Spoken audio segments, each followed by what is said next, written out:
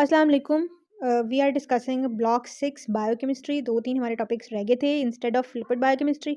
जो बाकी टॉपिक्स कुछ रह गए थे, तो आज हम वो डिस्कस करेंगे। तो उसमें जो पहला टॉपिक है that is about the synthesis and functions of some neurotransmitters, जिसमें जो है वो हमारे पास ये सारे तो नहीं हैं, जो है मैं बस वही पढ़ाऊँगी ताकि जो है आउट ऑफ सिलेबस भी ना हो और अकॉर्डिंग टू सिलेबस आपके एलओज़ भी कंप्लीट हो जाएँ। तो first of all is the histamine. Histamine is a chemical messenger. यहाँ पर साथ-साथ फंक्शंस भी लिखे हुए हैं और साथ उनकी सिंथेसिस भी लिखी हुई है। तो histamine is a chemical messenger that mediates a wide range of cellular responses including allergy and inflammatory reactions. ठीक है, it is very very important in allergic and inflammatory reactions. ठीक है, gastric acid secretion and possibly neurotransmission. कुछ जगह पर brain में ये as a neurotransmitter भी एक्ट कर रहा होता है। उसके अलावा it is a powerful vasodilator. Histamine is form by D carboxylation of histidine. यानी आपने कुछ और याद रखें या ना रखें, आपने ये जरूर याद रखना है कि ये किस अमाइनो एसिड से बन रहा है। ठीक है, और प्रोसेस कौन सा है। तो ये हिस्टिडीन से बन रहा है बाय डी कार्बोक्सिलेशन। तो हमें हिस्टिडीन डी कार्बोक्सिलेज चाहिए होता है, और इस रिएक्शन में जिस भी रिएक्शन में डी कार्बोक्सिलेज इन्वॉल्व होता है ना, वहाँ पर हमें पीएलपी की ज़रूरत होती है। तो इधर भी पीएलपी चाहिए, विच इज़ पेरिडॉक्सिल फॉस्फेट। ठीक है, और डीकार्बोक्सिलेशन है तो कार्बन डाइऑक्साइड रिलीज होगी and histidine will be converted into histamine. उसके बाद क्या है, it is secreted by mast cells as a result of allergic reactions और ट्रॉमा। जब भी एलर्जिक रिएक्शन होता है, आईजीई एंटीबॉडी प्रोड्यूस होती है। उस एंटीबॉडी के रिसेप्टर्स मास्ट सेल पर प्रेजेंट होते हैं। जब वो आकर मास्ट सेल पर बाइंड करते हैं तो मास्ट सेल की डीग्रेनुलेशन होती है, और मास्ट सेल के अंदर ग्रेन्यूल्स होते हैं हिस्टामीन के। तो जब डीग्रेनुलेशन होती है तो दोज ग्रेन्यूल्स आर, तो जब हिस्टामीन की हमारे पास डीग्रेनुलेशन होती है उन ग्रेन्यूल्स की दैट कंटेन्स हिस्टामीन, तो हिस्टामीन रिलीज होती है और वो अपने एलर्जिक और इन्फ्लेमेटरी रिएक्शंस वाले इफेक्ट्स जो है वो प्रोड्यूस करती है। Histamine has no clinical applications but agents that interfere with action of histamine have important therapeutic applications. मतलब कि जिन डिजीजेज में हिस्टामीन रिलीज होती है तो हम उसके इफेक्ट को कम करने के लिए एंटी हिस्टामीन देते हैं पर्सन को। नॉर्मली हिस्टामीन का कोई थेरेप्यूटिक रोल नहीं है मेडिकेशंस में। So that was about histamine. Now will move on to the serotonin. Serotonin क्या है? इसका दूसरा नाम है केमिकल नेम 5 हाइड्रोक्सी ट्रिप्टामीन। ठीक है, सेरोटोनिन के भी फंक्शंस भी देखेंगे और ये सिंथेसाइज कैसे होता है ये भी देखेंगे। तो ये कौन से अमीनो एसिड से सिंथेसाइज होता है? If you can see here, तो ये ट्रिप्टोफैन से सिंथेसाइज हो रहा है। ठीक है, ये लाजमी याद रखना है कि किस अमीनो एसिड से सिंथेसिस होती है इनकी।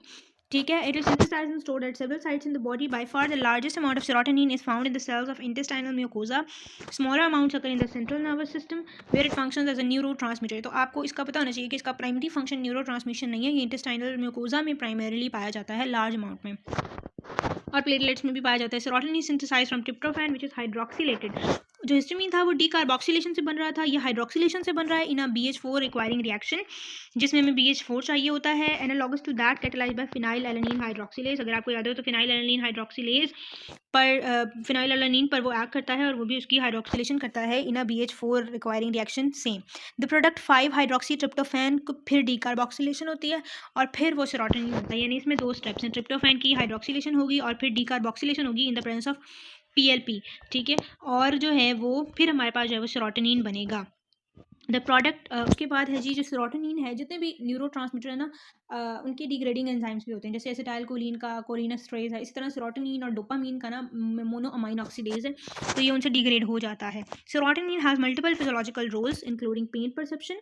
ठीक है, पेन पाथवे में सेरोटोनिन होता है, regulation of sleep, appetite, temperature, blood pressure, cognitive functions and mood, very important.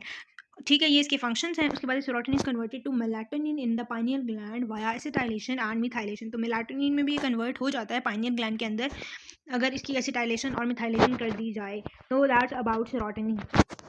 Then we have melanin. ठीक है, melatonin is different and melanin is different. Melanin is a pigment found in the skin cells, जिसमें जो है वो brown colour impart करता है to our skin, that is the melanin. Melatonin is the hormone produce in the pineal gland. ठीक है, और वहाँ पर वो सर्केडियन रिदम्स की मेंटेनेंस के लिए इंपॉर्टेंट होता है। Melanin is a pigment that occurs in several tissues particularly the eye, hair and skin. It is synthesized from tyrosine. ये टायरोसिन से बनता है in the epidermis by pigment forming cells called melanocytes. Its function is to protect underlying cells from the harmful effects of sunlight. A defect in melanin production results in albinism, most common form of being due to defects in copper containing tyrosinase. ठीक है, तो tyrosinase एक enzyme होता है, उसमें defect हो जाए तो मेलानिन नहीं बनता, और हमारे पास जो है वो टायरोसिनेज एंजाइम कन्वर्ट करता है टायरोसिन को मेलानिन में। ठीक है, तो जो है जब ये नहीं होगा तो मेलानिन नहीं बनेगा, और उस कंडीशन को हम एल्बिनिज्म कहते हैं। ठीक है, तो दिस इज अबाउट मेलानिन। इसका now we will see dopamine synthesis and its functions. तो जी डोपामीन देखें तो dopamine is synthesize from tyrosine. ठीक है, टायरोसिन पर एक्ट करता है tyrosine hydroxylase and it converts it into the L dopa levodopa form. ठीक है, और फिर एल डोपा पर डोपा डी कार्बोक्सिलेज एक्ट करता है और उसको कन्वर्ट कर देता है डोपामीन में। ठीक है, और फर्दर मोर डोपामीन को हम एपिनेफ्रिन और नॉर एपिनेफ्रिन में भी कन्वर्ट कर सकते हैं, but we are concern with the synthesis of dopamine. तो ये अपने आप में it is form from tyrosine, tyrosine hydroxylase पहले और फिर डोपा डी कार्बोक्सिलेज।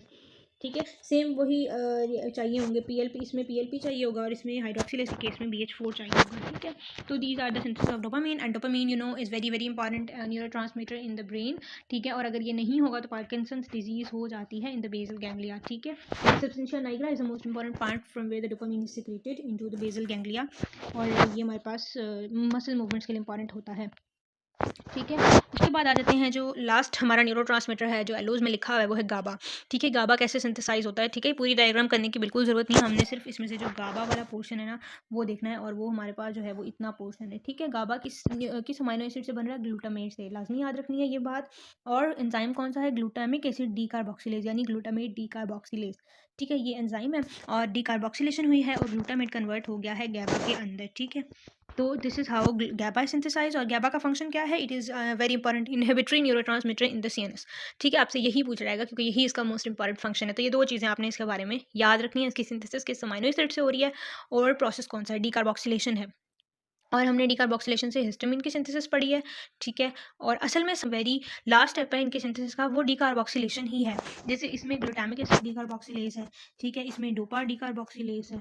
ठीक है, उससे ऊपर वाला आप एक जस्ट एक एडिशनल याद रख लें, वरना आप इसको डीकार्बोक्सिलेज से याद रख सकते हैं। ठीक है, मेलानिन का बस टायरोसिनेज है।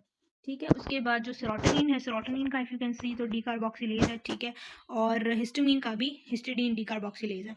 ठीक है, बस आपने ये याद रखना है कि ये कौन से अमाइनो एसिड से सिंथेसाइज हो रहा है।